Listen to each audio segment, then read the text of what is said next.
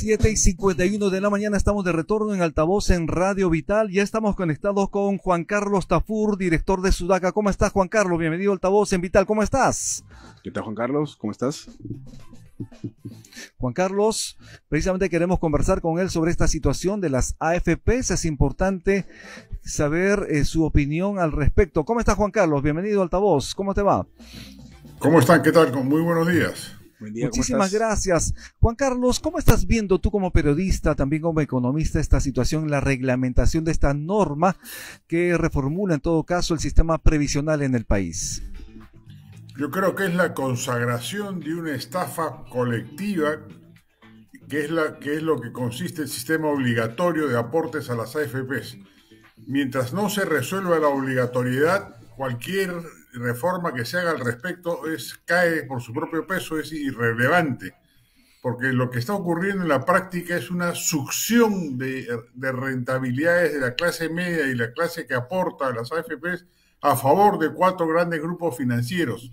En esa medida, la reforma lo único que hace es consagrar ese sistema. Es más, lo extiende a los trabajadores independientes, quienes por propia vocación han elegido no estar trabajando en planilla por justamente los costos que existen en las planillas para trabajar. Sin embargo, esta reforma hecha de la mano con los grandes grupos empresariales consagra ese sistema de succión de rentas.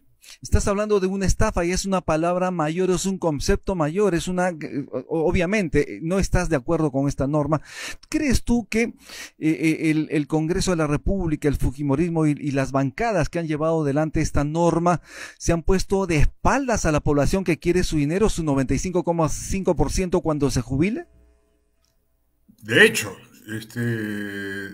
han respondido al lobby de las AFPs, que ha funcionado muy bien de manera silenciosa para consagrar esta norma. En general, el fujimorismo en particular ha demostrado que le debe favores a los grandes grupos financieros, recordemos los financiamientos de campaña, y ha actuado en consecuencia. No solamente impidiendo los retiros, sino extendiendo, como reitero, esta obligatoriedad de aportes a los trabajadores independientes, que a partir de 2028 van a tener que descontar o sumar un descuento a su recibo de honorarios profesionales. ¿Qué tal, Juan Carlos? Buen día. Yo creo que los aportes deberían ser voluntarios. Tú estás en ese sentido también, ¿no? En esa línea. Sí, de acuerdo, totalmente. Que sea absolutamente voluntario y que cada AFP, por su propia cuenta, tenga la capacidad de tornar atractiva la rentabilidad de su propuesta.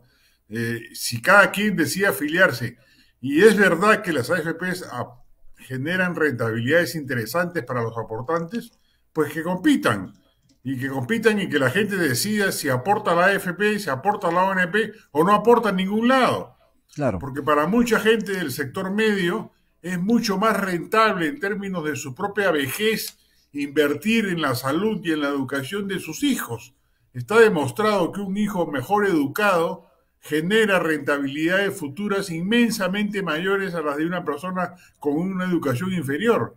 Entonces, para una familia es mucho más rentable, en términos personales, de destinar esa parte de lo que le quita las AFPs a mejorar el colegio de su hijo, a poder contratar un seguro privado de salud, a adquirir patrimonio, etcétera, que les permita una mejor vejez. Pero no, acá se extrae toda esa rentabilidad muy millonaria de miles o millones de afiliados a favor de 4 grandes grupos financieros que generan rentabilidades y utilidades fabulosas, aun cuando los afiliados puedan perder dinero cada año, como se ha visto en algunos años de estos últimos tiempos. Claro, pero la narrativa es que vamos a tener adultos mayores mendigos. Eso es lo que se ha instalado, ¿no? Sí, correcto, pero eso es mentira, pues, o sea, el Perú ha demostrado que las familias constituyen el soporte de buena parte de los ancianos, y en todo caso ya para los ancianos en situación de extrema pobreza existe pensión 65. Por último, que se mantenga ese sistema y se acabó el problema. En general, lo que está demostrado es que los ciudadanos tienen la capacidad racional suficiente de poder decidir dónde mejor invierten sus recursos. Entonces, para un padre de familia es mucho más rentable invertir, reitero, en la educación, en la salud o en el patrimonio, adquirir un bien que le permita tener mayor tranquilidad para su vejez. Pero acá no, acá el Estado obliga al aportante a dar una contribución a un sistema obligatorio que simplemente le otorga después rentabilidades nimias, miserables, que no le genera una pensión digna para poder vivir en la vejez. Juan Carlos, ¿esta norma debe ser derogada y debe ser revisada por un próximo gobierno o le compete todavía al que está, al que tiene funciones hasta julio del año 2026?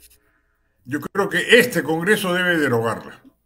Y si no lo hace, ojalá la movilización callejera aumente y se acreciente y genere un estado de ánimo que ya ha logrado por lo pronto hacer que el gobierno retroceda respecto de los retiros, este octavo retiro de fondos que ya el ministro de Economía había anunciado que era irreversible y ayer la Presidenta de la República le ha corregido la plana.